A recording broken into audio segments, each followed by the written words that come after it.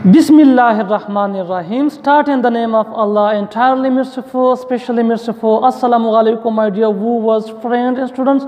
I am Johar Imam Afridi Language channel. My dear viewers, in today's video, I will teach you object pronoun. So it is the second kind of pronoun. No time na dayakom radiche start ko. Object pronoun.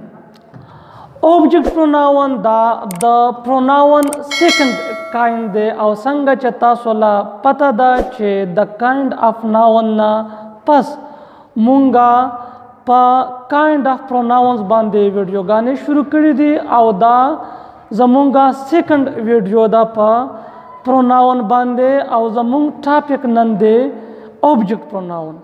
No object pronoun da kum pronoun de. Let's start. Object pronoun is a pronoun that is used in place of a noun.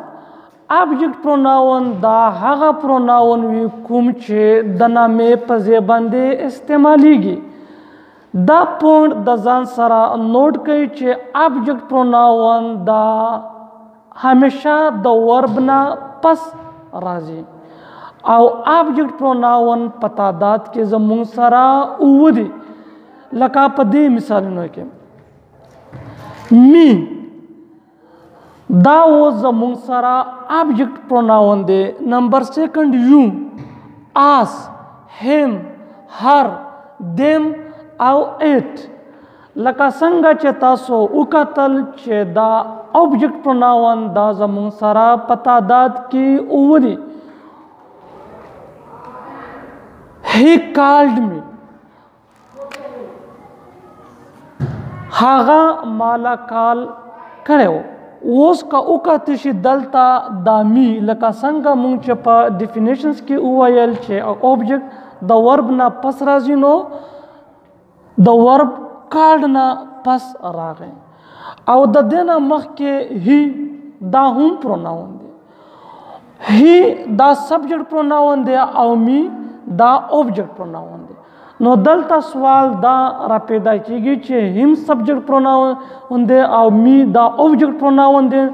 No bya the subject pronoun aw the object pama ben ke fark sare. No da point da zan sara note kai che subject pronoun da hamesha da jumle pa shuru ke lagi. Aw subject pronoun da ba doer of an action we kar ka unke bai. Aw hum daga se object pronoun chukum vi haga the verb na pas razi. Aw da receiver of an action vi.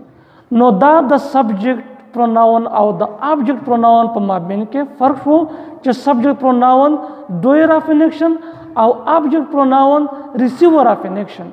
Subject pronoun ba the jumle pu shuru ke aw object pronoun ba the verb na pas lai. Laka pade noro misal no ke. He knows you. Os he da zamung sara subject pronoun de aw you da zamung sara object pronoun de. No zamung sara verb de aw the verb na pas zamung sara ragle re you no da object pronoun de. Hum daga se Zahid teaches us. Os ka uka tishi teach da zamung sara verb de aw as zamung sara pronoun de. Kum yo pronoun de object pronoun de. No, my dear viewers, da was among object pronoun. Object pronoun da patadat ki uvuri. Me da de subject pronoun chukum de aire aw object pronoun ye me de. Second you. The you da padwanu che pa subject kem aw pa object ke hum amda yu da khpal form na change kavi. As the as subject pronoun chukum de subject form ye de haga we de. We subject aw as ye object. Hum daga se him the him subject form chukum de ya subject pronoun chukum de haga he de.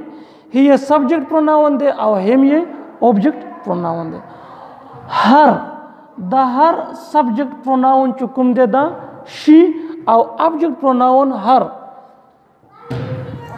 Them, the them subject pronoun they او د 8 سبجیکټ پروناون 8 نو که وکتلی شي ما سوا د 2 نه یو او د 8 نه د هر یو پروناون ځان له خپل خپل فورم دی لکه آی می وی اس هی هم شي هر دے دیم خو یو یو او 8 8 کله چې یو د جملې په شروع کې استعمال شي نو دا به د سبجیکټ پروناون فنکشن ورکوي او کله چې د ورب نه پس استعمال شي بیا به د اوبجیکټ فنکشن ورکوي او همدغسې 8 چې په د جملې په شروع کې استعمال شي نو سبجیکټ او چې د ورب نه پس استعمال شي نو اوبجیکټ لکه مونږ ووایو چې اټ از ا مارکر اوس په دې مثال کې دا 8 چې کوم دی دا سبجیکټ پروناون دی او که ما وویل چې آی ریپیرډ 8 نو دلته کې اوس دا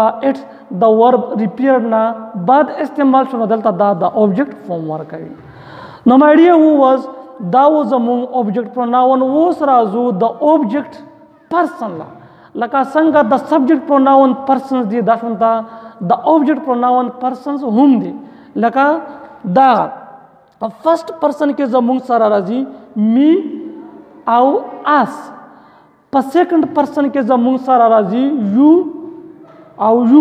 او په تھرډ پرسن کې زموږ سره راځي هم هر 8 او دم نو دا و مای ډیا و زموږ ابجیکټ پروناون زه امید لرم چې تاسو به په اوبجیکټ پروناون باندې ډېر ښه پوه شوي وئ که بیا هم څه تپوس وي څه کوېسچن وي نو په کامنټ باکس کې لیکلی شئ زما چینل در سره سبسکرایب کړئ تھینکس